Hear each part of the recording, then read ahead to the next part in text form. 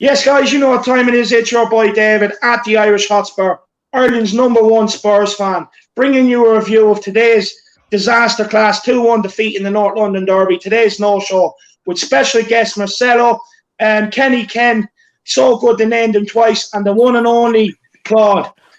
Look, Marcelo, we always ask you how you are first, but I'm going to change it up today. I'm going to pass it over to the two boys.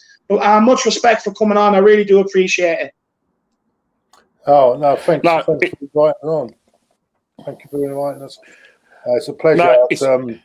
Sorry, Kenny, go on. No, I just want to replicate what Claude says. It's a pleasure to come on because, it's nice, to be invited because I think, a lot of the opposition fans have invited us on. And it's a testament to you guys, to giving this sort of chance. It's an honour just to be on here. Obviously, it's not in great circumstances for yourself because I think the performance from Spurs was probably, in your eyes, would have been disappointing because I think you expected more because you've won your last 5 games. But, it's all in the chat anyway.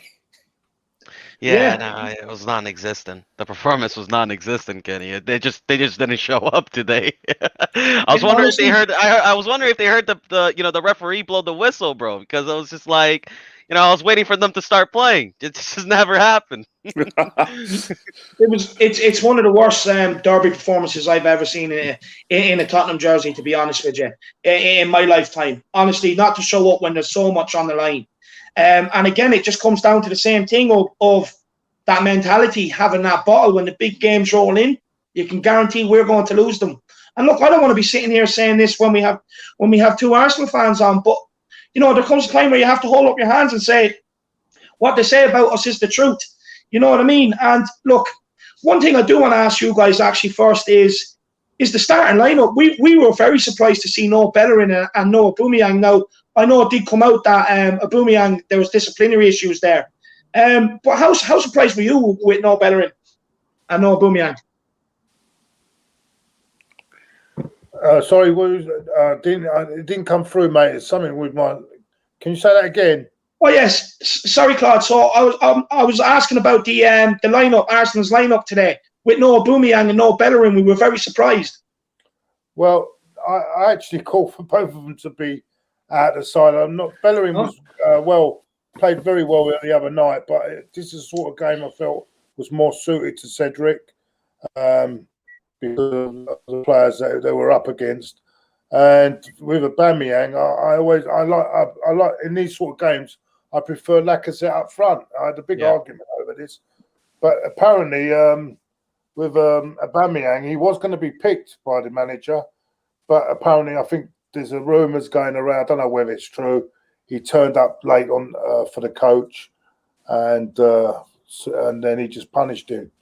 But that's by the by, but I think it worked out well anyway because I think Lacazette, I think he gives you more. He gives you more. How can I say? He puts more hard work in off the ball, and that's what you need in a game like this.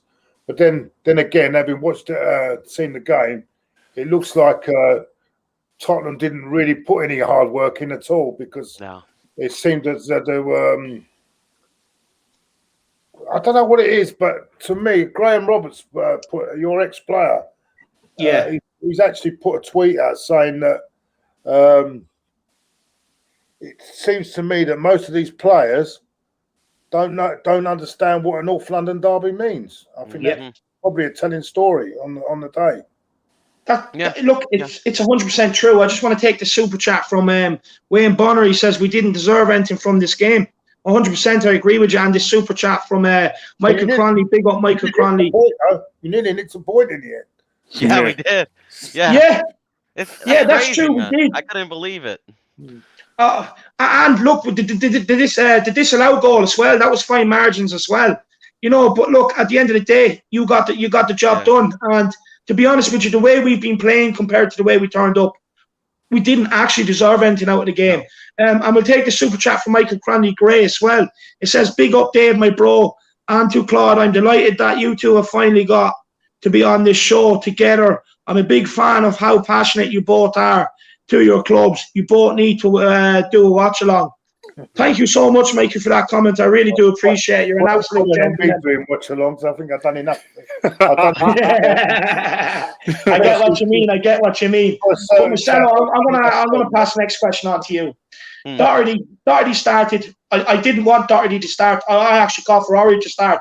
The reason being because anytime he's played, he takes 10, 15 minutes to warm up into a game, and you cannot afford to do that in the North London Derby. And I want to give credit to Arteta. He done his homework, and I said to you before the live watch along, or before the final, before the whistle, that if Arteta done his homework, they're going to do everything down the right, and it's exactly what we've seen, wasn't it, Marcelo?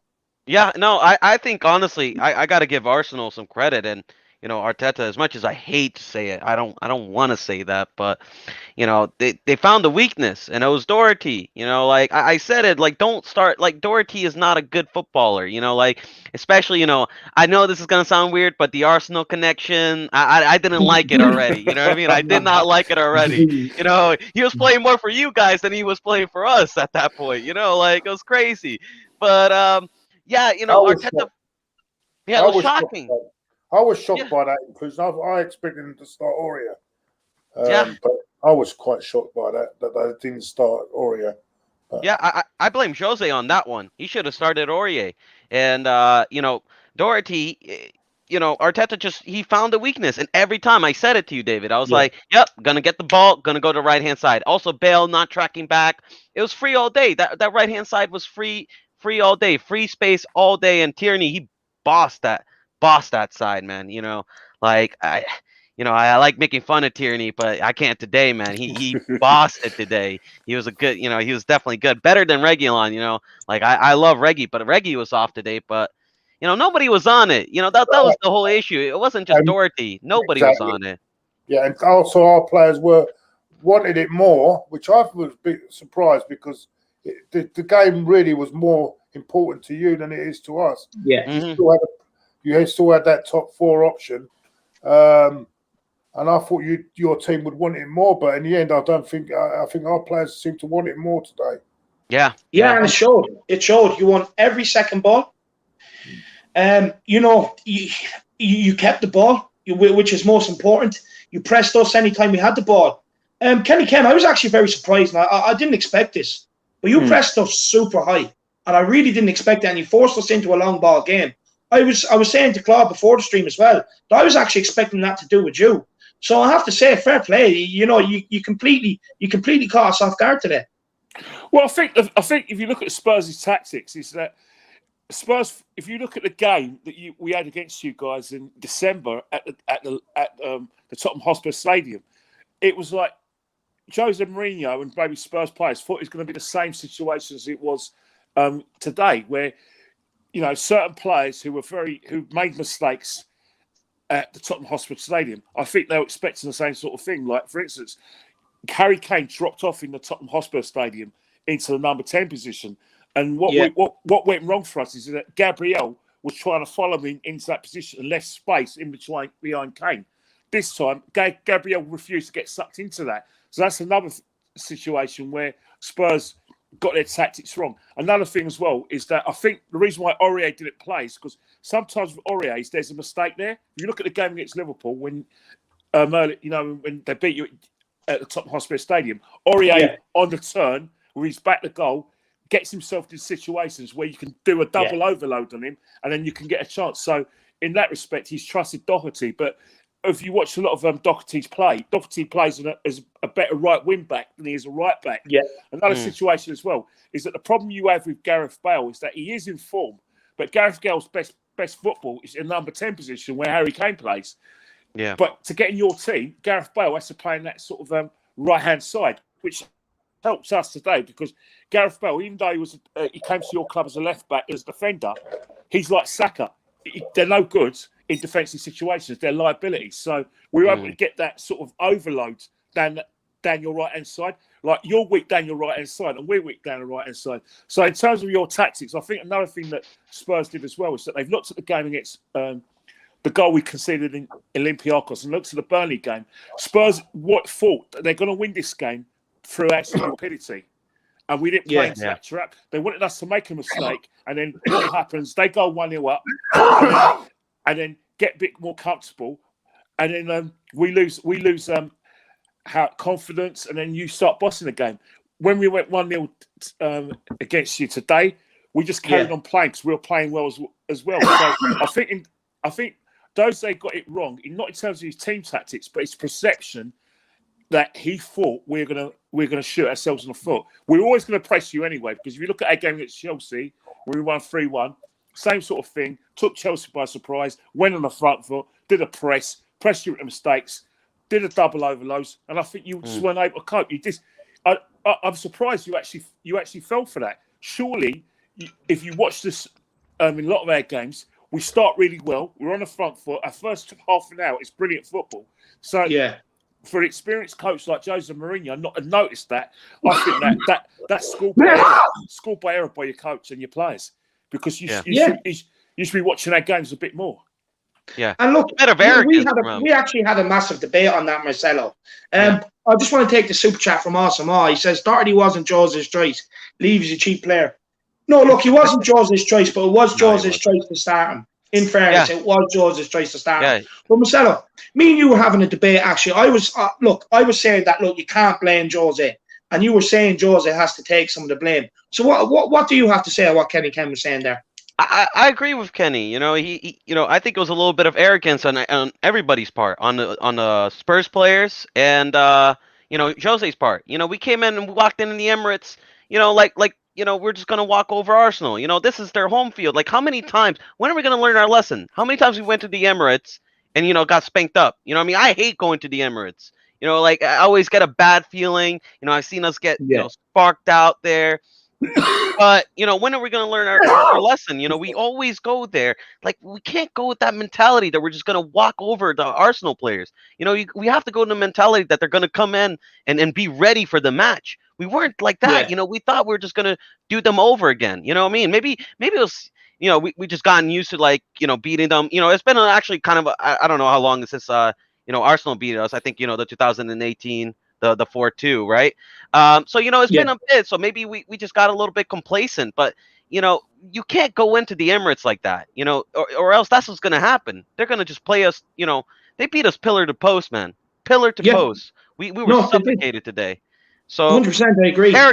Arrogance on all part. 100%. I fully agree with everything you're saying there. I'll just take the super chat and then I have a question for Claude. Jordan Stevens, he says, big up Dave and Marcelo. Good to see Claude and Kenny Ken on here as well. Achu was completely wrong from us today. Doherty at right back, disastrous. Look, Jordan, 100% I fully agree with you. What more can we say? We just have to hold our hands up. We lost to the better team. But Claude, one area I was actually expecting us to really win was the midfield battle. With Højbjerg and Ndombele, I really thought we were going to eat Arsenal's midfield alive with Granit Xhaka and that in there. But it didn't happen. And I was quite surprised. No, I mean, today it just didn't seem to be up for it today. I think all the players, not just them two, I think every single player wasn't up to the job, and they started to wake up in the last 5 minutes after the sending off. It looked like that gave them a bit of how can I say it? A bit of a G up, to be honest. The annoyance of having the player sent off seemed to make them want to push it a bit more, but they were really, really, really poor. I mean, you're right. Højbjerg's impressed me all season, but I mean, actually, he was quite lucky to get some of the things. He was quite lucky not to get collided. Today. I don't know how he didn't. And no, I don't know what to say. I mean, you've got to also give credit to Arsenal as well. At the end of the day, Oh, give as much credit to you want as Arsenal, Claude. You don't have to shy away from it because it's Yeah. the Spurs fan. It's all up here, man. This is your moment. This is your moment. We can take it. We're big boys. We can take it. I just think we're on a bit of a run at the moment. We're playing really well at the moment. Maybe you've caught us at the wrong time but you've been playing well as well. I mean, you've been knocking 4s and 5s for fun, haven't you? So yeah, just today, I think I don't know whether it was complacency. I don't know what it was, but you came into that game, and as one of your ex-players has said, you didn't. They don't seem to know the meaning of the North London derby. I don't know whether I don't know why that is, but listen, on the day, it could. Having said all that, a little bit of paint stopped you getting the equaliser right at the end. So it could easily have gone 2-2 at the end. So yeah, you know, if I was you, I wouldn't be too downhearted. I mean, yeah, be downhearted, but overall, you're still in a good position, and there's still plenty to play for the rest of the season.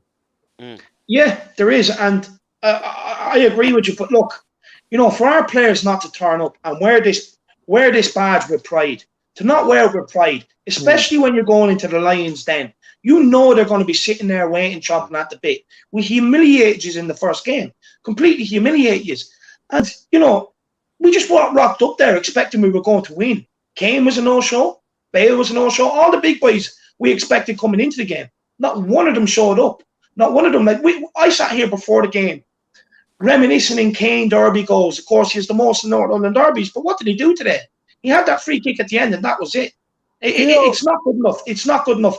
You know, look, we have a lot of problems. Like Sissoko coming off the bench and that. We need a better bench. We need better backup players. But when these leaders, time and time again, they've bought a League Cup final against Chelsea, they've bought semi-finals, the big one, the Champions League final, FA Cup finals, 2 league run-ins. They've bottled the top of the league this season. Now they have a chance of getting top 4. They've bottled that as well. You know what I mean? They just don't give you any hope. There has to be a clear out here at some stage. There really does. But Kenny Ken, what do you think of the sending off? Do you think fit now? Do you think he was fit 100% today, Kane? No, personally, I don't. I don't. Look, he's played a lot of football. To be honest with you, I didn't want any of them players to play Thursday night, and some of them did. It is what it is, but it's no excuses. Honestly, you travelled away Thursday night, lads. You travelled away. I mean, I'm not trying to make excuses as well. I mean, it didn't affect us, but also the no crowd being there. Well, sometimes these players, I think, they need a crowd to get them going. Yeah. I think that comes down to mentality as well for me, Claude, because a lot of these players lack that winning mentality. Yeah. You know, this is the problem. We've seen it time and time again. Whether there's crowd noise or not, it's the North London derby. Yeah. Like, if I can sit at home, getting up at 9 o'clock in the morning, putting on Spurs chants, listening to Spurs music, having the jersey, the scarf, the hat and everything ready, you know, building myself up for the game. Why can't these players walk over a white line, crowd or no crowd? At one stage growing up, they didn't play in front of a crowd.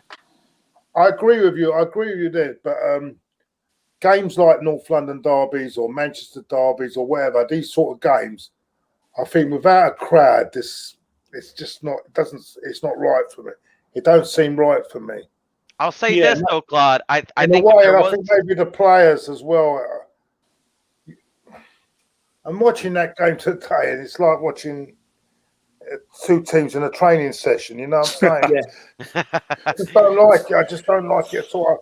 I just can't wait to get back.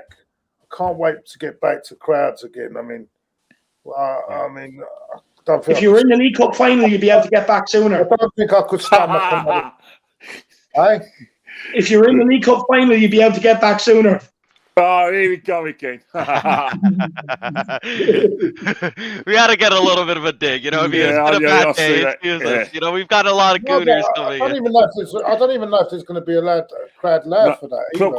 Claude, there is going to be a crowd. I think what's happened is that there's going to be some test events in this country in lieu of Euro 2020. So the FA Cup is going to have about 20,000 fans. I'm assuming the League Cup is going to be having between 10 and 20,000 fans. So what will happen is that Spurs fans and Man City fans will have to go in some sort of ballot. Now, if Man City fans don't take up their allocation, they never will. Because you know what Man City fans are like when they have matches at Wembley. You know, there's loads of empty spaces. You think, bloody hell, for us.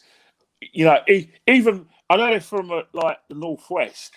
You know what I find strange? You know what I find strange about Man City though with their fans?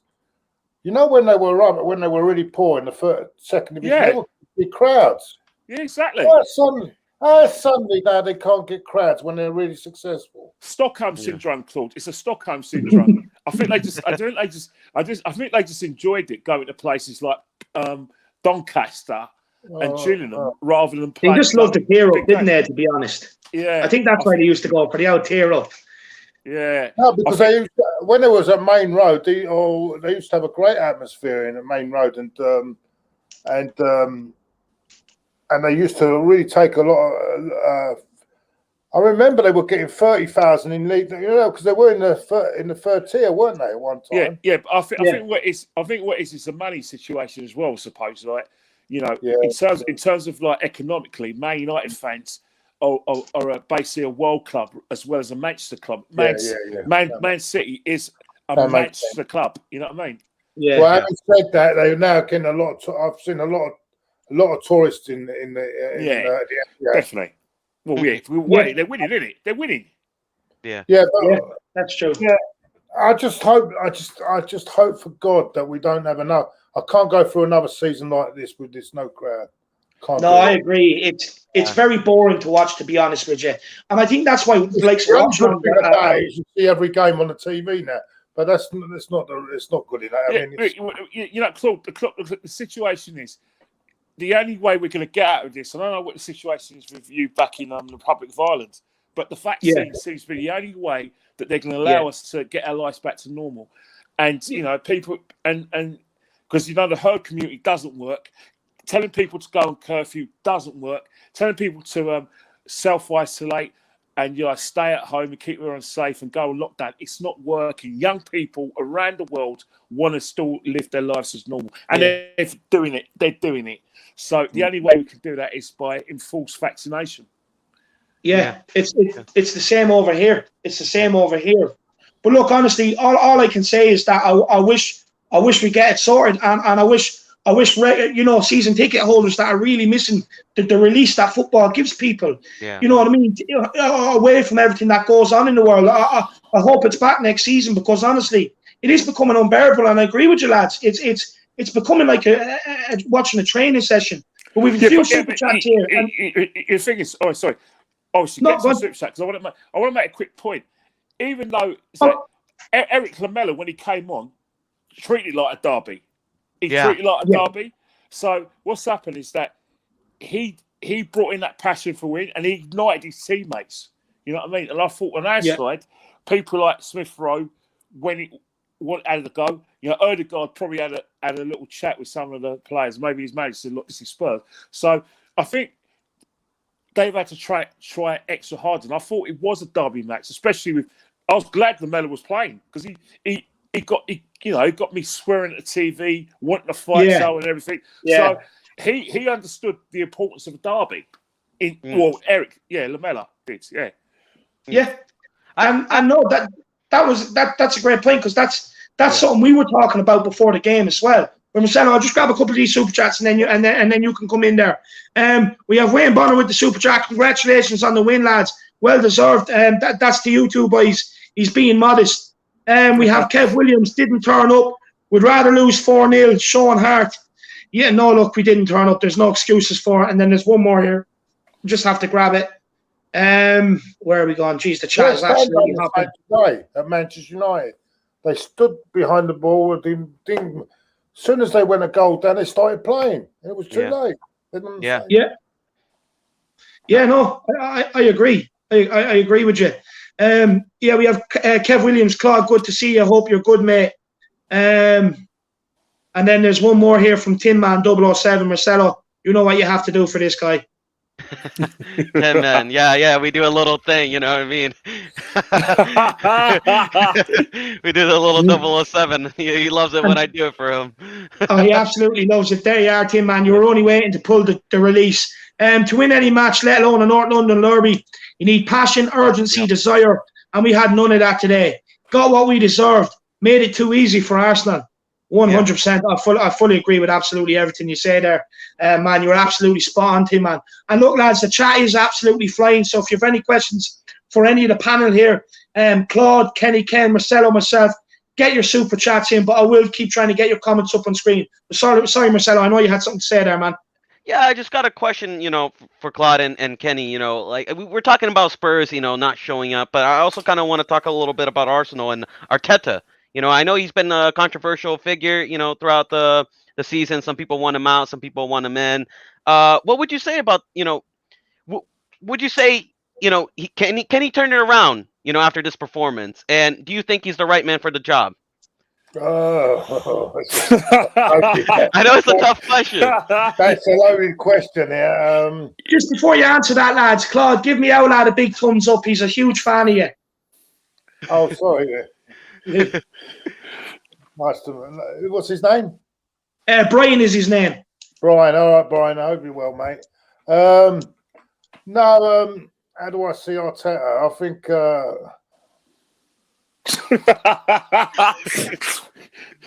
It's a hard one because no. Listen to me. As I said yesterday on the other show. I said yesterday, if he proves me wrong, I'll eat humble pie, and I want him to prove me wrong. I want him to prove me wrong, and it will mean that we are successful. But at this present moment, you know what? I've got to say, there is a little bit of it. I'm going to admit there is a little bit of improvement going on there. There is a little bit of improvement on the pitch. The only thing that worries me with him as well is his man management. I'm not with the players, and he could actually start a bit of what he done today could cause a bit of harm in the dressing room. I think the reason I think he could have kept that in dressing room in the confines of the team. Yeah, and not, but to go out in public and say that the players didn't start to look, hold on, you're fronting our player out in public. You know what I mean? Then suddenly there's a bit of tension between the players. There's no trust there. Yeah. So I don't know whether especially in a big player like Aubameyang.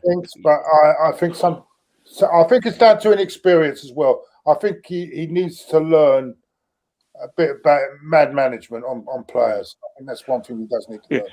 If I could just add something to what Claude says, me and Claude, obviously, if you followed me and Claude all season, myself, Claude, Lee Gunner, and quite a few of us, we want Arteta to replace. we follow you. One because of his inexperience, and one because it's that we feel that the mentality that we're trying to get at Arsenal is a mentality where any old standards would do.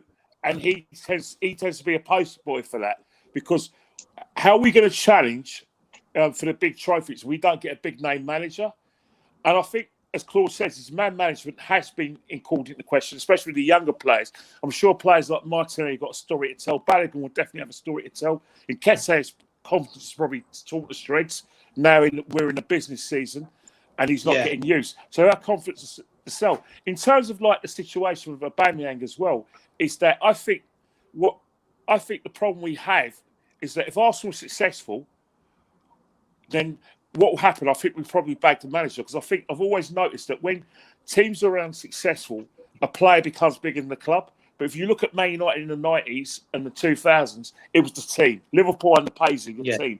Man City's the team. And to a certain extent at Chelsea, it was the team. But in terms of, I think what Arteta's trying to do, he's trying to say, right, this is probably not the first time it's happened with Oba. I've had enough now. I'm going to out. Not only I'm going to leave you, I'm going to out you, because at the end of the day, I don't trust you no more. You've broke. I've trusted you because you're my club captain, and I pushed for you to get a contract. I tried to get you on board for what we're trying to do, and you've now thrown it back in my face. I'm not going to protect you no more. Because look what happened with Ozil and all the players that I got rid of.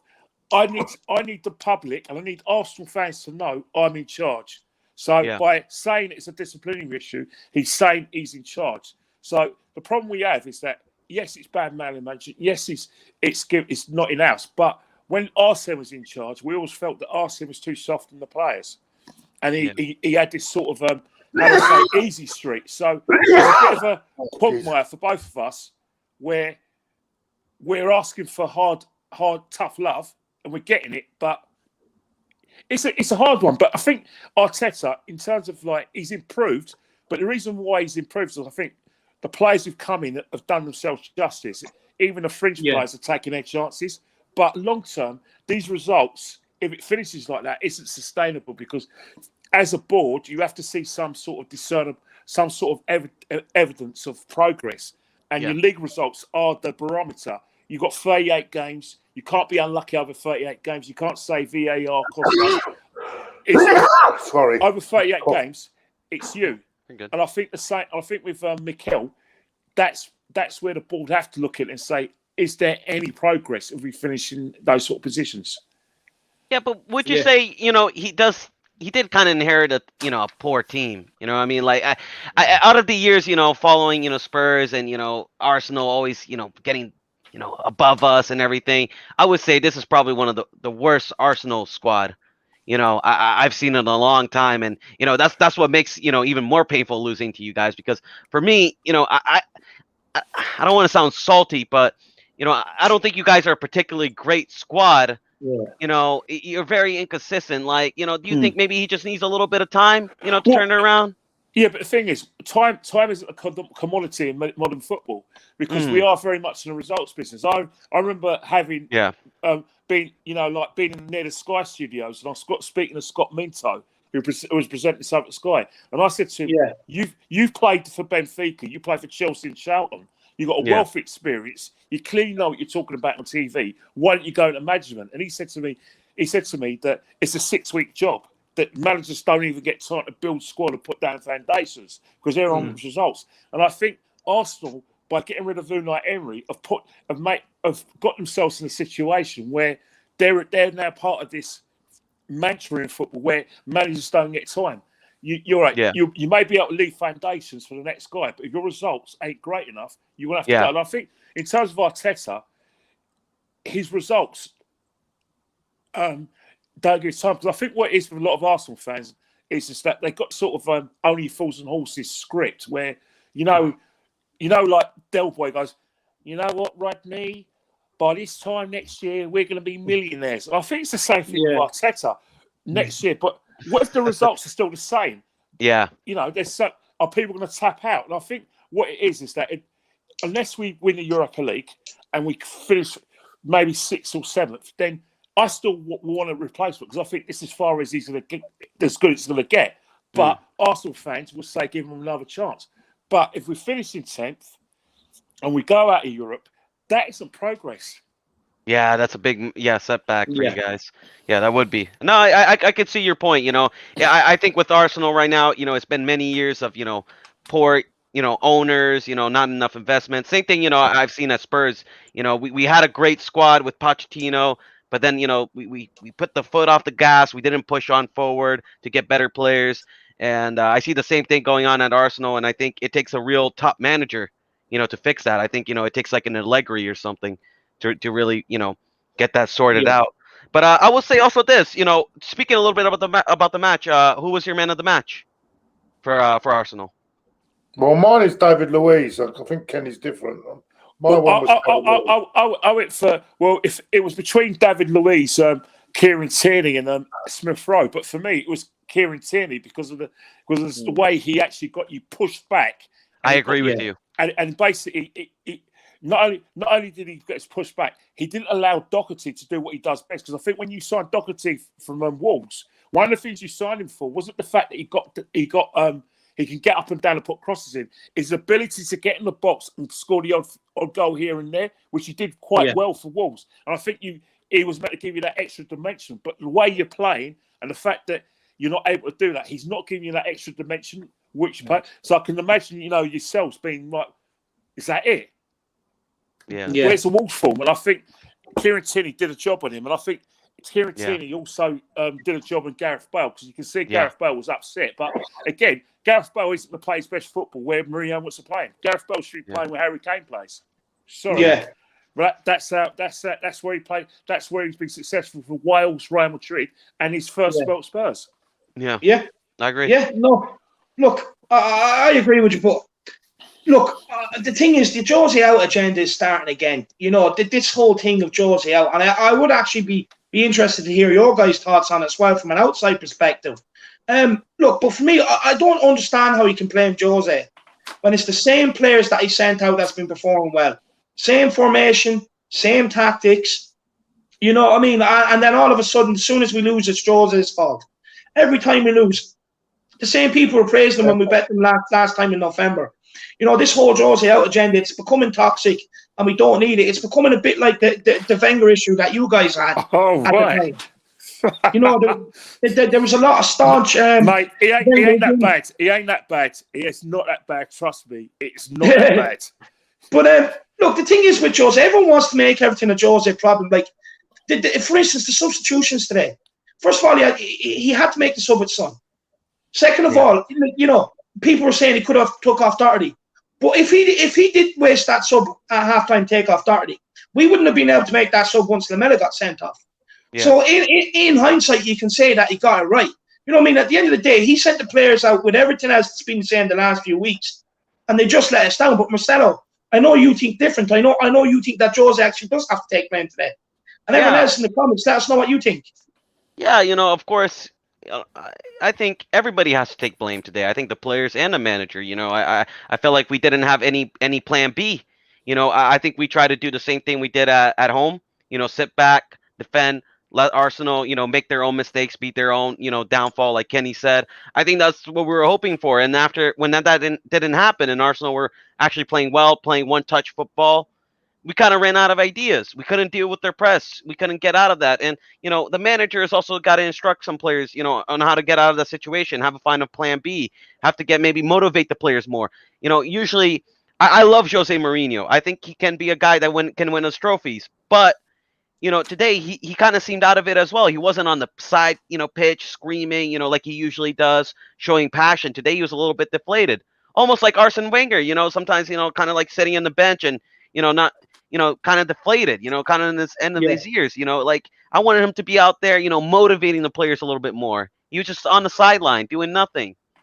Yeah.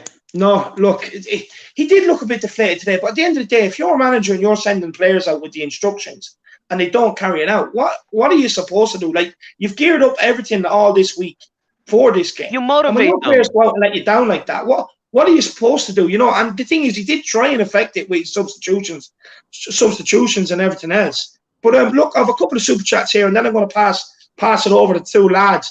We have Kev Williams. He says, "Great show, David. Awesome panel tonight. Feel better. Thank you so much. I really do appreciate that, Kev Williams." And then we also have Jordan Stevens. Interesting point Claude makes about dealing with player issues publicly. Although the situation with Uber is slightly different, it's a bit like Jose. Yeah. But look, what I will say, Jordan, I can see what you're saying, but Arteta wouldn't have the same respect Jose would to do that. You know what I mean? I think if the players were going to side with anybody, it would be with Uber rather than Arteta. But big up Jordan Stevens, really do appreciate. Sorry, God. This is my point, because Jose's experience as well and what he's achieved as well. He's got more credibility in the bank. So that's what the respect level. You know what I'm saying? And do you think there might be a fallout off this, lad? Do you think there could be a fallout off of this? Well, it doesn't help, but I mean, luckily we won the game, and maybe that might just smooth it over. But it doesn't help when you do things like this. I mean, maybe I'll be told by other people I'm going over the top, but I just feel that it's not right. You don't talk to the public Don't tell the public, because that player, them other players now look. Oh, hold on, this guy is not. You know, this should be kept in house. Yeah. I heard someone tell me about, George Graham would have done the same, but no, George Graham would have kept it in house. He'd have got a right go at the players in the house, but he wouldn't be telling everyone in public. Yeah. You know what? It's suicide. Sorry, can I just say something on? Because Claude's got a good point in that. The situation becomes a problem if Aubameyang doesn't play against Olympiacos and West Ham, and the punishments are elongated because he's added him, and if he starts making it not leaving him out, then he's picking on the player, and then he'll lose the respect. If it's just like a one-off, you've done it, no more, don't do it again, and the matter's closed, then I think what will happen is that it depends really what the situation is. It depends on the characters. If they really like Oba and they don't respect the manager, then it's an issue. But if they like Oba, but they also trust his manager, then they'll want both Oba and this manager to get together, talk about it, and then say, right, this doesn't happen again. I won't do that again. I'm sorry for outing you, but I need to be able to trust you. And he doesn't leave him out. But if he keeps leaving out in matches, it's an issue. And Claude's right. Mikel would lose the dressing room. If it's like wherever you think of Mesut Ozil, he was well liked by a lot of the players. Yes. Yeah. And that didn't help either. They just fall out with Ozil. Yeah. I think he got Emery sacked, if I'm going to be honest. I think 100% he did, yeah. I think Ozil was a big reason why Emery got sacked. You know, it's a little bit sad, isn't it, guys? You know, like players nowadays, they basically own the club. Well, this you is know, the problem. Yeah, it's an issue. That's why you got to be careful, because once you lose the players, that's it, mate. That's it. And it wasn't like that. Hey? It wasn't like that, you know, back in the days. You know, back then it was a little bit more. Back in the days, the managers had control. Yeah. But then back in the old days, the managers were getting more money than the players. Yeah, true. That's right. No, that's a good point. And as well, it doesn't help that you can have players that, you know, they play poor, but they're going to the next club and getting an even bigger wage, and their wage is increasing every time they move. You know what I mean? So, in essence, you know, they don't actually, like, if they don't like a manager, they could just say, "Fuck you, I'm out of here." I'm out of here. I'm on to the next club. Well, you're getting more money than your boss, isn't it? The football industry, isn't it? Yeah. Yeah. Industry, 100%. you're getting more money than your boss. You could be getting more money than your boss is getting. It's ridiculous, in my opinion. I think players, you know, they just have way too much power nowadays. But, you know, Claude, you're known as the real guy. You know what I mean? You always say it how it is. You know, that's your motto, you know. So I want to... And there's a few fans asking for your most famous phrase. It's time to go. It's time to go. Yes. My life is complete. That did my day. You know what? We might have lost today, but that made my day, Claude. I love that. And honestly, lads, everyone else, look, honestly, the chat is flying. I'm struggling to keep up. Get your super chats in for the panel. It also helps the channel grow. And also the link for memberships is in the description box below as well. And get your super chats in. That was definitely worth a super chat. That's brilliant. But lads, back to it. I do want to get your opinion on Wenger. I know it's probably going to be a bit controversial, but in hindsight, do you think maybe maybe you should have kept him a little bit longer? No, I heard something the other day and really bloody annoyed me. One of the YouTubers, I don't know if you know him, Hugh Wizzy. He said, yes. He said that Wenger performed miracles to keep us in the top four. But I disagreed with that big time, because I think at the time we had more resources than any of the other 16 below us. Yeah. So where I disagree with it. So it weren't a miracle. We should have been higher. And what I find with a lot of our fans now, who like me and Kenny were protesting about not finishing higher than 4th and 5th, are now happy to be in 10th place and call it what you call it, the get along gang. We call them the get along gang. Project 2023. Yeah. So and which is quite and these are the same people like me that were fussed Yeah. Finishing outside the top 4. Now we're happy to be in 10th place. And, Yeah. don't understand it. We're told to be patient, but no one was patient about like me and Kenny. I think I've always believed this club should be challenging with the resources we've got and everything else. There's no excuse for us not to be challenging the top 3, top 4 in the league. At least putting it. I don't expect to win the title every year, no, but I expect to be competing. Well, you usually drop off around Christmas every year anyway, don't you? No, I expect to be competing. I don't expect to be 30 points behind Man City, that's for sure. Yeah, it's a big standard it dropped off. Like I remember, before, you guys were winning titles, then it was like top 4, maybe FA Cup, and then it was just top 4, and then now it's like, the standards keep dropping. And I tell Spurs fans, that's not acceptable for me. Yeah, I agree. And maybe that is the problem with the fan base as well, because maybe because they don't the expectancy level, then the club think they can get away with it. Yeah, and and this is our issue as well, actually, Club, because we have the same issue, and we've been very vocal on this. Like, look, we've had times where we've had chances in the January transfer window. We were putting banners out for not finishing in the top, for not challenging for the league. Never mind being challenging for top 4. We were putting banners out for not challenging for titles. Now the same certain people that were putting these banners out are happy to go along and be ninth and be in this what you call Project 2023. I don't get that. I don't get it. Look, we have the same in our fan base. Maybe Kenny feels differently to me. I don't know. The thing with Arsene Wenger is that Arsene Wenger, the reason why we're in this mess is because of Arsene Wenger, is because he stayed it's beyond his welcome. Arsene Wenger was finished in 2009. When Ronaldo scored that 40-yard free kick in the semi-final of Champions League, that told me everything I need to know that we will never win big games with Arsene Wenger as manager. In terms of what Hugh Wizzy said about Arsene Wenger working miracles, between 2006 and 2010, if you watch any programme on BBC and Sky, they were always talking about the top 4 being a close shot. And the teams in the top 4 were Arsenal, Chelsea, Man United and Liverpool, which means when they said it's a close shot, it means that they had the best players, they paid the best wages, and they had the more revenue than anyone else. So they were always going to finish in the top 4. So Arsene Wenger's not creating any miracles at all. It's pure fantasy. In terms of like Arsene Wenger as well, is that the reason why we're in our problems is that he's changed the way we played when we're successful. Try to replicate Spain and Barcelona. The worst thing, I always say, the worst thing that ever happened to Arsenal was when Spain dominated world football, because we try to play like that without pressing.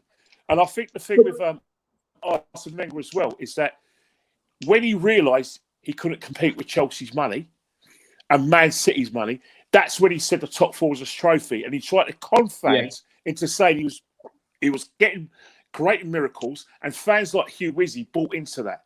Great respect to Hugh Wizzy, because I love Hugh Wizzy a bit. He's always been a Wenger man, and we've always had disagreements about it. So I respect him on that. But for fans to constantly say that we had it good on the Wenger, we know we didn't, because what we had is that we were complacent, especially where you were concerned, where you were getting better and we were going decline, and we never thought that you guys were going to overtake us. We just thought, oh, sorry, Spursy and all that. And then what happens is you've got a manager like Pochettino who took you to the mountain and changed your mentality. Obviously, you still have this inferiority complex, as you say, bottling the finals. But he created standards in terms of, like, first season, you finished 5th. Second season, you finished 3rd in a 2-horse race. I had to get that in. Second season, you finished 2nd. First season, you finished 3rd. First season, you finished 3rd when we should have been finished above you. And you got a Champions League final where I think you paper over the cracks. So these are the standards you're playing. So people like Harry Kane, Dele Alli, Dyer, generally believe that top 4 is not what you want. You want to win big trophies to win the league. So that's the mentality. And I think that's why a lot of your fans are upset with Jose, because they feel angry. We bought Jose because we've got this new mentality, but it's not working. But what Jose hasn't done for Spurs, and what you lost under Pochettino and why you got sacked, is that you don't press teams and getting teams' faces like you did under Pochettino. Why you won all your big games, why you finished all third, is because of your pressing game and your overloads with all these players. But ultimately, we never won anything. And that's why when Georgia and that's came the in, issue. But you got close though. You got close Yeah. and your fans believed because that's the right way. You've gone away from that, and that's why you're not as successful you were before. Because until you get back to playing how you played under Pochettino, and like I said, had players with a little bit more mentality, you'll be where you were before. But in terms of Arsenal, where Arsenal went in decline, Arsene Wenger basically should have gone probably in 2009. Definitely should have gone after Hull winning the FA Cup. And because he's outstayed his welcome, Stan's got better. We started losing out on players. Players started going to Chelsea. And then when you got ahead of us, Arsenal players like Aurier and all these players like Davinson Sanchez used to come to Arsenal. We're going to you. So the well's dry. He cleaned out the well. Yeah, but I will say this.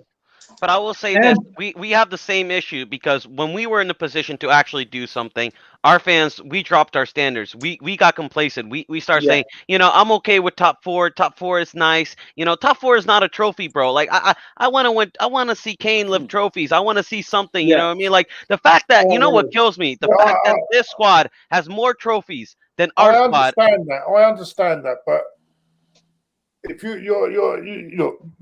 look, I put this yesterday, or I put this point yesterday. One day Ramos, right, when he was manager at Spurs, he won you a trophy. But who's brought you more forward in management? Who's brought you more forward? I agree. Pochettino or Ramos? Well, I think what we're saying is that it's not always. I think we get blinded by because you win the FA Cup and to me, all right, it's great to win a cup competition. But to me, a progress of a football team is in the league because winning a cup competition can paper over cracks. It can paper over cracks. Look at Wigan; they won the FA Cup. They got relegated. Yeah, that's true. But what I will say is the League Cup when they got was it Sunderland or Norwich? Was it one of them? Won the League Cup one year, and they got relegated the same season. So it's not always about winning trophies, it's progressing in the league. And to me, bread and butter, the real show of progress in a football team is the league, the bread and butter, the league, the Premier League. And if you're in that top four, it's nothing wrong with it, mate. There's nothing wrong with it. Because I agree with you. I think in that top four, even if you don't win the trophy, FA Cup or League Cup or whatever, I think is better because you're showing more consistency as a football team, and maybe you will win the league. Not every team can win the league, but what you've got to realise, as you said, you could have won the title that year, but you collapsed at the end. Was it Leicester? We could have had a shot, but we didn't buy our Christmas, did we? We just we were the same. And that's been our problem with this board is when we have had the time with the right manager in charge, Pochettino, we never backed him the way we should have. And I can get the stadium and everything else, but what they needed to do. I remember also with cup competitions, right? You say it's great to win, but cup it's luck as well because you could the opposition could be you could play crap opposition to the final and win in the final, So it's not a measure of how full your team is coming, and then you start to realize, we've won the cup, we won a trophy, and then the next season when you're playing shit, it doesn't really matter, that much, did it? So let's not take away Pochettino's achievement as a top. No. Don't get me wrong. He's laid the foundations for Mourinho to carry on. I agree with you, Claude. I just felt like I just feel like we should have invested in Pochettino, but almost like Arsenal, we instead got a new stadium. Instead of investing in the club, and we invested in the stadium, and now we went backwards since then. I always felt like Arsenal should have never left Highbury. Like I felt like we should have never left White Hart Lane. I felt like we should have stick with it. We finally made White Hart Lane a fortress. Why leave it then? It was just so annoying. It frustrated me. we moved stadium at the wrong time. We didn't have the squad to move stadium. We didn't have the squad depth. You know, we had a lot of players who at the time they were like, you know, injury. They were coming towards the end, and the thing is with Tottenham, it went stale under Pochettino. The investment wasn't there. We were left with a group of players that, look, some of them just simply aren't good enough to even push for the league title. And this is the major problem. Like, when we've had chances over the years to really push on, one or two signings in the January transfer window would have really helped us come that back end of the season. And this has been the main problem. Like, the thing is, you've had trophies, and it kills me. Believe me, it kills me to say that, right? Yeah. You've had trophies. You've had them days out. You've had them celebrations. And you've moved stadium, and you always seem to get over the line. And I think, you know, with G winning trophies, it puts more pressure on us because we are the rivals. We want to win trophies. But with Tottenham fans, look, we've stuck it out for 20 years. We've trusted this process with Enoch for 20 years. And it's come to a point where it's like, well, what do you want? When you've had the opportunity to push on, you haven't.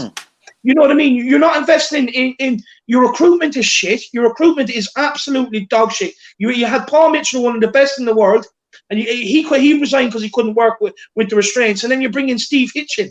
You know, and some of the players now that we're left with, they're just, it's not a cohesive bunch. It's just a lot of mixed match players from different managers. Like, we still have players here from the Gareth Bale money that we spent.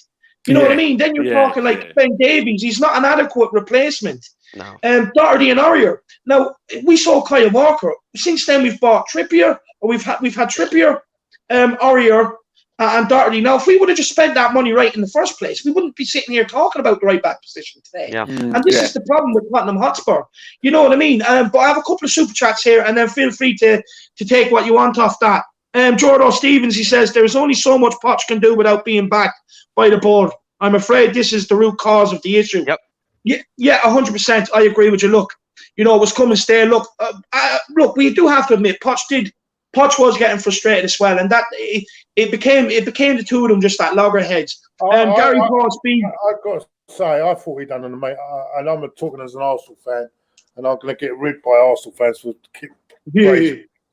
But I thought he'd done an amazing job at Spurs. I think he'd done an amazing job because he did. Don't care all this. Oh, why didn't win the trophy? You don't win the trophy. What he done when he joined them, they were always playing between 9th, 10th, or 5th, maybe just on the edge of. But he got them regularly into the top 4, and that's a great achievement. And he lost Gareth Bale, didn't they? Yeah. And players like that, but he still built a good side. And to get to the Champions League final, they rode their luck. With a few VAR decisions. Yeah. No, we were lucky. I admit it, we were lucky. We know that ourselves. The City disallowed goals. Everyone has a bit of luck in now and again, even Manchester United. So listen, and I think he done an amazing job. And that year, he was very unlucky. I tipped. Kenny will tell you. I tipped them to win the league that year.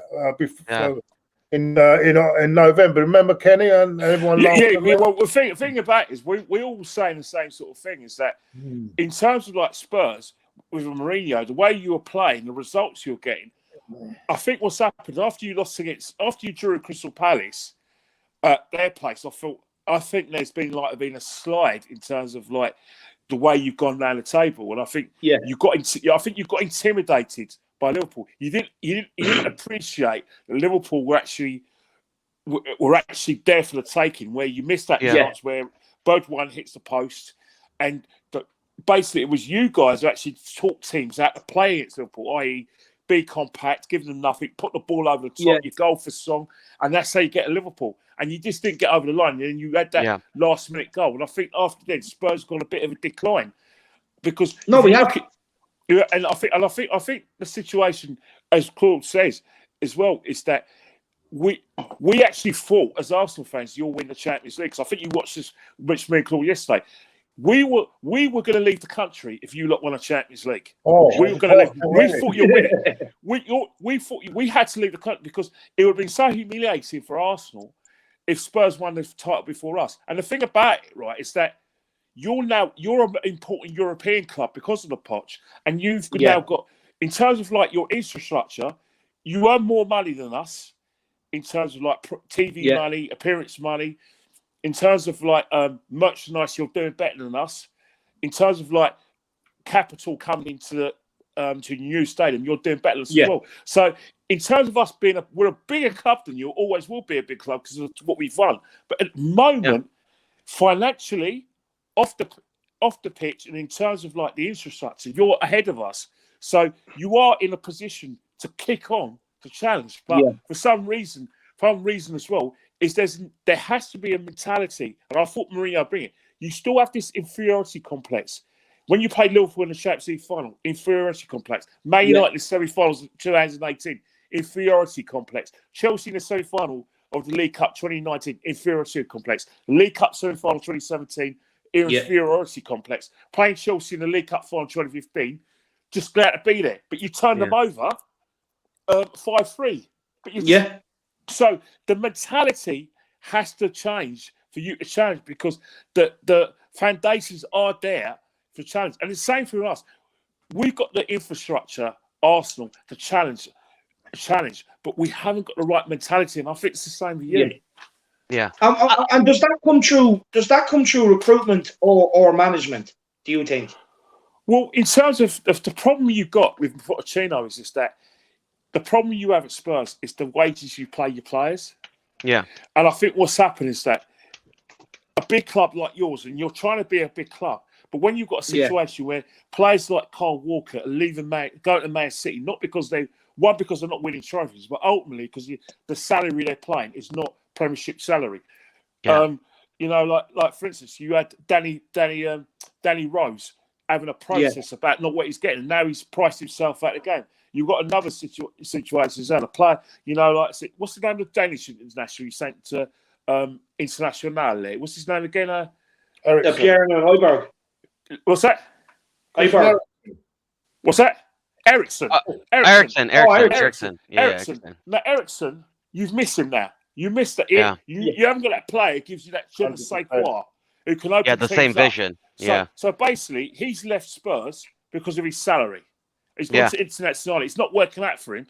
But if you had played some of your players Premiership wages, then you would have kicked on, because what will happen is you attracted other players, because you're in London now. You're in the Champions League. So you attract, instead of these players going to Chelsea, they could have come to you. And I think that's the problem. It's not just investment in spending the money, because you do spend a lot of money on players. It's the salary negotiations. Until Levy gets into his thick skull that you have to pay players $300,000 a week, not just Harry Kane, but most of your big players, then you're not going to recruit a talent. I agree. To challenge. To be honest with Kenny, you, Kenny, I just want to say, hold on a second, Kenny. I just want to say that is the comment of the day. That honestly, I've been saying this for years now. We don't buy players. We could have had Mane. We could have had Bruno Fernandes for only a little bit more money if we spend a little bit more money. It's not because of the the $5 extra million that we could have gotten Bruno Fernandes. It's not that. It's the salaries. This board does not want to pay salaries, and I think with Arsenal is a little bit different. I think you guys sometimes you overpay certain players that don't deserve it. I think also like Pepe for 70 million, in my opinion, that was ridiculous. You could have gone like three good, honestly, but you could have gone like 3 solid players for that. You could have gone 2 or 3 solid players for that you really needed. That could have really boosted your squad. They had Saka there. They didn't even need to buy him in hindsight. I just have a couple of super chats to get through. Gary Paul Speed, Claude Enoch. To go for Spurs to make leap to success. Yeah, it's all very well. It's already well saying that. I mean, isn't Joe Lewis the owner of that football club? Yeah. Joe Lewis. He's a part of the Enoch firm. Yeah, right. Yeah, Joe Lewis. They're an investment group. Right. Yeah, but then again, this is a touch. We get this with Arsenal with ownership and everything else. All very well getting rid of these people. It's getting the right people to buy with the ambition to take Spurs to the next level. So it's very easy to say, oh well, get rid of him, get rid of Enoch, or get rid of Crosby. Well, where get the next guy? Is he going to put the money? Is he going to do the same thing? No, there's no guarantees. There's no guarantees. It's just that sort of case of be careful what you wish for. It's not so much the ownership you've got to look at; it's your recruitment staff. You can say all you want about. You can say the owners are not very. I don't know what Joe Lewis's knowledge of football is, but he's hardly ever there, is he? I don't think he's ever there, is he? No, he's not. No. I don't even think he knew we lost today, to be honest. Not with their knowledge of football. I think it's not a high knowledge of football, is it? So what you need they put their trust in people in the recruitment area, and if the recruitment don't know what they're doing, it's like my old man. He gives me £100 and I spend it on rubbish. It's not his fault, is it? Yeah, I have to agree. Yeah, no, I agree. But Gary Paul Speed, I know you sent in a super chat yesterday. When I was on with Chris Cowlin, and you were saying that your father wasn't well. I wish him again. I hope he's feeling better today. Obviously, the result's not going to help him, but I hope he's feeling better. We have the BG. He says Marcelo and the Harris Army, the best on YouTube. Look, we try to be the best. We try our best. By the way, where's Marcelo from? Where are you from? Where are you located, mate? Because you've got daylight there. It's daylight. Yeah. So I was born in Brazil, but I moved to the States. So I'm currently located in the United States. But I'm Brazilian. Yeah. What time is it over there? What time? It's around 6 o'clock. Just around 6 o'clock. You've got daylight there. I'm just wondering. Right. And I'm actually born. I'm actually from Croydon, believe it or not. Moved over to Ireland. I used to live in Croydon for a bit. Oh right. What part of Ireland? I'm living in Kildare, Claude, in County Kildare. It's just outside the capital, Dublin. Have you ever been over, lads? Yeah. Loads of times. I've been to Dublin. I forgot where it was. I've been to. Good mate, out in Dublin, isn't it? Was over there a year or so ago. I can't remember for a pre-season friendly. That's right. It was Arsenal fan TV in it against Chelsea. Yeah, I think what's happened is that I've been to Cork, County Cork. Yeah. I've been to Galway. I've been to Wexford. I've been to Dublin, of course. So I've actually been. Well travelled. Yes, I've actually been to the country. Well, I'm from. Me and Claude are from North Islington, although I moved to enemy territory. But I went to in all the Catholic schools around where not where through I choice, went to. Kenny. I know, not through choice. I know. I always get that one. But I went to Christ the King in and Sattler Wishes in Archway and Tollington Park, and most of the lads there are Irish background. So we all went to church. So obviously, I'm going to have an affinity with your country, your beautiful country. Plus, I just love it there. Yeah. The only thing is, it's very difficult when you're having drinking over there to keep up with them. They drink really fast. I think David accidentally cut off for a little bit. I think he'll be back, but Claude and Kenny, I want to ask you guys this because you guys seem to be realists. You don't seem to beat around the bush. You say how it is. Do you think Arsenal or Spurs can get something out of this season? You guys are still in the Europa League. Do you think you guys can get anything out of the season? Got a League Cup final. When is it next month? Yeah, around there. 25th or 29th of April, I think it is. Yeah, that's right. Look, the only way if you go in with those tactics against Man City, they're going to batter you. Yeah. Do what Man United did and be brave. You've got nothing to lose, all right? Man United play a front three and put pace at them. Make sure you're compact, but be on the front foot. Don't just wait for Man City to come and beat you. Get at them on the front foot with pace. They don't like pace, Man City. Especially they get so much protection from their midfield that they're used to being on the ball all the time. What you need to do is get some fighters in the midfield, press them in the midfield, and then hit them with pace. But when you attack, don't just attack and get Kate to play the long ball and then expect runners. Go at them in threes. Go with runners. If you go with runners, you're beating them. Trust me, Man United showed the blueprint. In Europe, let me say something about Man City. In Europe, they'll get beaten. Because I'll tell you one thing, right? Teams in Europe can defend, they can also batter the midfield, and they have attackers who can hurt them in the last third. And that's why Man City have never got past the quarterfinals. And I think that's how you'll beat them. I hope Man City thrash you, by the way. I hope they thrash you. But as a coach, you sound like secretly you have a Spurs jersey on underneath. Ken. I just want to say, you're giving Jose Mourinho all the game plan and everything. I see the weight on the sleeves.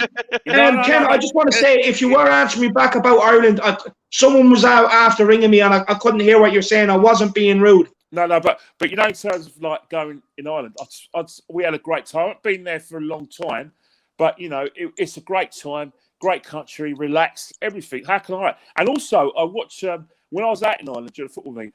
I like a bit of Eamon Dunphy on RTE. Yes, I mean, good. They say as this. They're a bit rude. There's no way any of those pundits will get work in England because they're too honest for their own good. Claude will tell you that as well. Eamon Dunphy will never get a gig in England. And Johnny Giles in it as well, isn't it? Johnny Giles, isn't it? Yeah. I mean, Giles was retired, isn't he? Yeah, Johnny Giles. Yeah, Johnny Giles.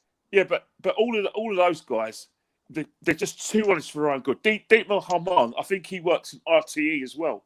Yeah. And I know sometimes Neil Nellan goes there. Then it's funny that you never appoint Roy Keane in RTE. No, look, ever since the World Cup, there's a lot of bias towards Roy Keane. To be honest with you, look, I think the whole situation at the World Cup, I think Roy Keane was right in essence where he was coming from. Basically, look, I'll give you a quick rundown. I don't know whether you know, but they turned up and what they done is they sent the luggage the next day because it was cheaper. They turned up to train with no training gear, no nothing. Yeah. And then it just escalated from there. They turned up the pitch. It was bone dry when they were training on it. So then what happened then is they asked for it to be watered. They came out the next day. It was waterlogged. And Roy Keane was going through it. So it was only for a couple of days. Sorry. No, laugh. I laugh at it too, honestly. But it was only for a couple of days. And then we were going out to Japan to do the real training. But Roy Keane couldn't hack it. Coming from United, he couldn't hack it. I don't blame him either. But ever since then, look, it's anti-Roy Keane over here. Come media and come everything else. They don't want anything to do with him. I love the bloke. I think he's an inspiration. Is it what he didn't like is that, and I agree with him, is that the all the top the executives and all that went first class. He said the players didn't go first class on the plane. Yeah, that's right. Yeah, 2002 World Cup, right? Yep. Yeah, no, all the players were just going on standard flights. I think like Roy Keane's I see the on the ball thing. I don't know if you see that in Ireland. The thing he done on the ball with Gary Neville. Yeah. And I thought it was hilarious. Off the ball, innit? Yeah. The way he had to go at Ferguson about the bringing his boy in, and then the players from Preston and all that. Players out of Preston for his boy and everything like that, and how his boy got a championship medal. How lucky he was! What was the other? What was the other one? What was the other thing? I think there was a one with when he was with Republic of Ireland, there was an argument between him and a couple of players. What was it? There was a player he had a go. Harry Arter. There was a problem with Harry Arter, and there was a guy who played for Stoke. What's his name? John. John Walters. Yeah, Johnny Walters, and how Johnny Walters said he was offering Roy Keane that, and then Roy Keane gave Johnny Walters his address, and he never turned up and everything. Yeah, that's the one. Yeah, Roy Keane was vicious that day. He was vicious. To be honest with you, I doubt John Walters gave him the address, because if Roy Keane turned up, you're going to know about it. Yeah, he said that Steve Bruce was treated badly. He said that, and he said I think he was treated bad for the service he put to the club. Yeah. He reckons that thing he done on MUTV wasn't very critical. He couldn't believe there was such. I think what's happened is with Roy Keane, what happened is that when they went on the pre-season tour with Portugal, because he fell out with Quiros and over the accommodation, they were looking to get rid of him anyway. Steven Gerrard winning his pomp, Chelsea were winning the titles left, right, and centre. They were strong. Roy Keane age was catching up with him. I think they wanted to. I think what's happened in football is that when you're a pain in the arse and you're useful, they'll tolerate you. But when your powers are waning, that's it. You're out. And I think the problem with football, and I think Mesut Ozil found this as well. When a club doesn't want you, they will make your life a misery, and I do everything to get rid of you, and it'd be so ruthless. I remember there's a guy called Paul Barrow, who played for West Brom in the 1960s. He was there from 1946 to 1960, and he got a letter from West Brom to say his services weren't required. And they got a player called Barrow. Now that is how football is. Look what happened to how they got rid of Arsenal. Got rid of Keown. Look how they got rid of Tony Adams. The way they left. A lot of players who get let go at football clubs. It's not. They never get. Hold on, wasn't Adams retirement? Wasn't it retirement? Well, yeah, he was retired, but he's of injuries and everything. But you know what's happened when he's 36? You've got to push him out the door and ask him to retire. I think it's in all sports. You say, right. You know what? I'll tell you another one they treated badly. They weren't giving. They was always giving him 1 year contracts, and they weren't. Was Bergkamp? They were really taking. The club treated badly. Yeah, but the club Bergkamp was treated badly towards the end. Yeah. So it happens in football that I don't care who you are, because football's ruthless. It's a dog-eat-dog business. There's no friends in football. Yeah, you know, the fans are fickle, and that's why you should never be loyal to the club. That's why, Kenny, I don't like all this bullshit about what a classy club. We do things the classy way. No, listen. I agree with you guys. I think football needs to be ruthless. You know, personally, I think the reason why we're in this situation is because we're not ruthless enough. You know, Dele Alli. You know, how many chances we're gonna give him? You know, like for 3 seasons, you know, Spurs fans have been saying, "Oh, give Dele Alli a chance," and same thing with the Messer Izzo situation. You guys used to say, "Oh, give him the chance." And Winks.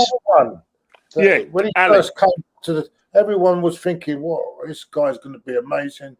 What's happened to him? No, he's done. He hasn't had a good season, Claude, since the 2016-2017 season. Yeah. What's happened to him? Has he got a bit too big-headed, or what do you think? I think he's had injuries. But I think what it is that his standards that he's set for the first 2 seasons, he hasn't met them. He hasn't been playing that well. No. And and another thing is he's training as well. He's useless in training. He's lazy in training. He's lazy. And Mourinho won't touch him. I reckon a lot of it's got to do with off the field activities. I think things go off. Yeah, apparently he had a girlfriend that wasn't very good for him, and apparently recently that's over. But I have a couple of super chats to get to. Kev Williams, he says Spurs versus Arsenal in Europa League payback, lads. Look, it would be nice. It would be nice, a nice Europa League final where, you know, the whole of London, every Spurs and Arsenal can all travel out to wherever, have a good session. The police work, that's not happening, mate. That's not happening. The police work. I'll be happy, yeah. And then we have Michael Cronley Gray here. He says, David, we may get to London again. Have to buy these lads a pint and take a trip to the US. And that this is on tour after this COVID, lad. I need a holiday. Yeah, look, I might even take the Irish Hotspur on tour, 100%. And I do actually try and get over to games. And lads, next time I'm over, I'd love to buy each of you a pint as well. I'd really appreciate if you let me buy you a pint. Have you any questions you want to ask me and Marcelo rather than us asking you all the questions? Well, thing is, my battery's died, so I want to ask you a couple of in terms of questions. In terms of I know you probably not asked a question. In terms of recruitment now, obviously the top 4 might be out of the way. How long are you going to give Mourinho? Because, you know, this is his first full season. Do you give Mourinho another year or another couple of years? Or do you tap out and say, right, we need to go look at someone like Nagelsmann? Do you think that, you know, football management is now a young man's game, and maybe Mourinho, if he can't get over the line this season, and maybe you'll go for a younger boss? I think in terms, if you don't make top 4 and you're into Europa League, you give him the summer, you back him, and you let him bring in players that he thinks is going to get you over the line. After he goes, then you can look at maybe another project where you want to bring in a young Nagelsmann, you know what I mean, or someone like that.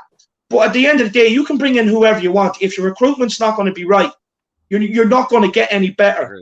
If you're not going to pay the wages for the better players with the better mentality that will get you over the line and will show up for the big games, you're not going to get any better.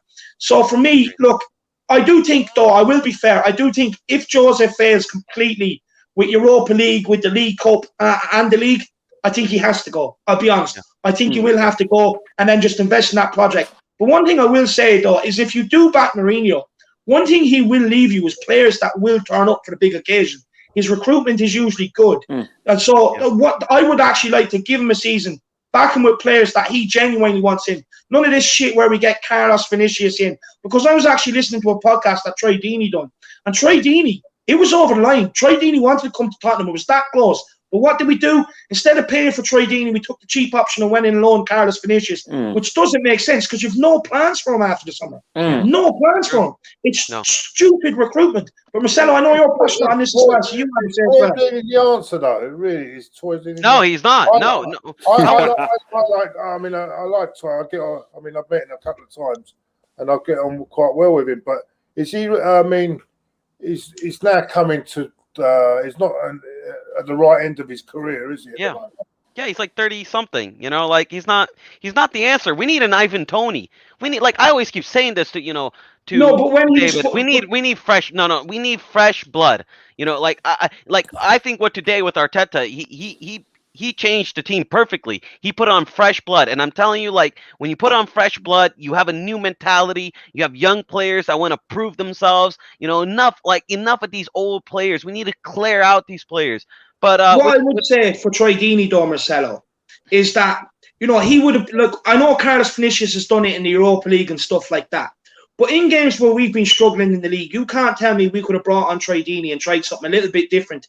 And you know what I mean? For a season or two, he would have done until you find that right man. Yeah, he would have done his backup for Harry Kane for a season or two until you find that right man that ultimately you see as Harry Kane's long-term replacement. But I do agree with you. Ivan Toney would be a great option. Yeah, I think Ivan Toney or, what we miss out big on Watkins. We should have gone Ollie Watkins. Brentford are producing them, aren't they? Yeah. Good players.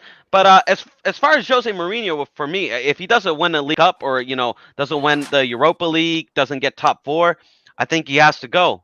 I love the guy, but it's a failure of a season. I would get Nagelsmann, because... What if he just wins the Carabao Cup then? Would you be no, it's not. Look, ultimately, as much as we want a trophy, and I'll be honest, lads, I'd probably cry if we lift it. It's been that long, and I know it's embarrassing. I know it's only a League Cup, but I'd be kissing the trophy and everything. I'd really be rubbing it in. But a League Cup is not good enough. It's not what he was brought to do. This is very sad times because one of my most favourite days was at Wembley when we beat Liverpool to win the League Cup that year. It was one of my favourite, and when we beat you in the semi-final, that was a great year. And I cherish that moment. But the League Cup is not the same anymore, is it? None of the cups. None of the cups. The Champions League is too big, and I think that's the problem. Yeah. Even the FA Cup. FA Cup is not what it was.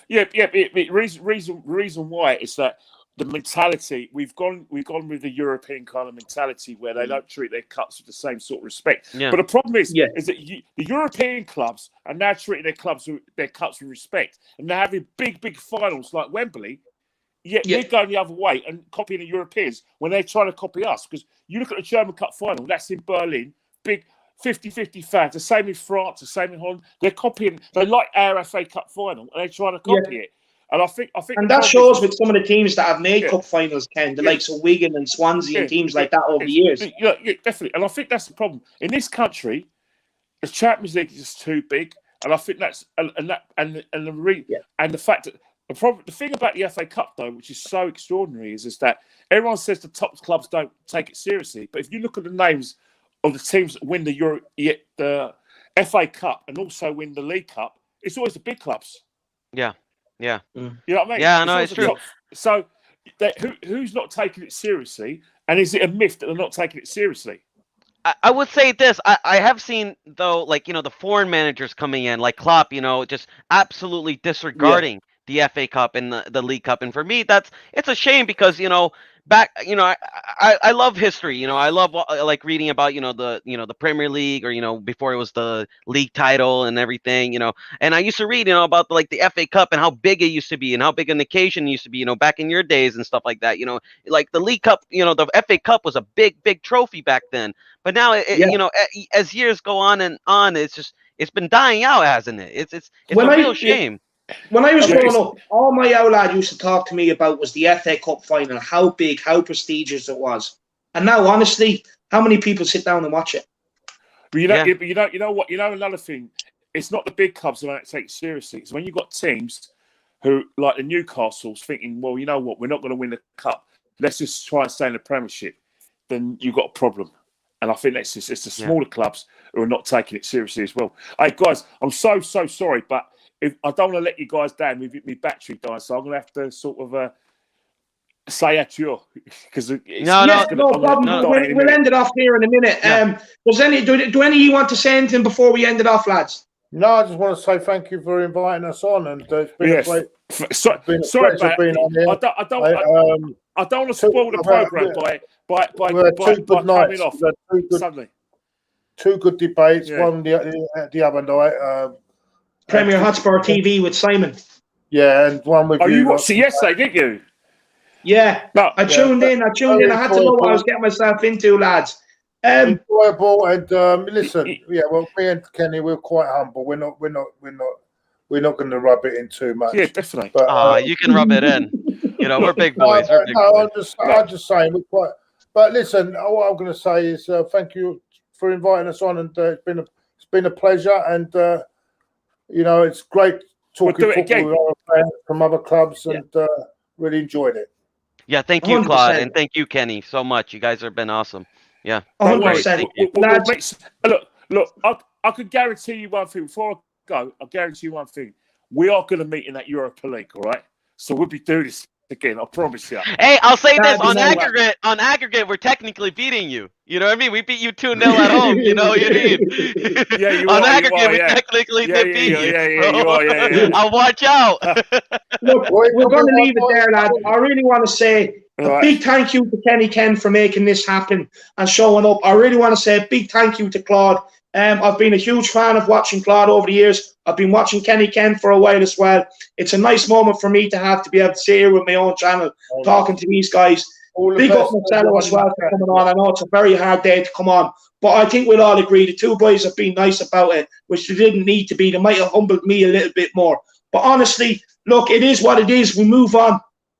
In Jose we trust. Come on, you Spurs. And we bounce back. And thank you for everyone in the chat as well. All the Tottenham fans in the chat there. Thanks for all the nice messages you put up tonight. Yeah. Thank you for inviting. Once again, thank you for inviting me. Hey, it's time to go. It's time to go. God, honestly, you know, you've a lot more fans than what you ever think. I do want to say personally, keep your head up, man. Keep it going. Keep the good fight. I've sent a lot of messages into your channel over the last while. I don't know whether you see them or not. We're no different. We're all football fans who like chatting amongst ourselves. No, there's no one bigger than anyone. No! We're all football fans. 100%. And a big thank you to the Harris Army and everybody else for tuning in. A big thank you to the Super Chatters. We'll definitely get these two guys on again where we'll talk all things. In Jose we trust. Come on, you Spurs.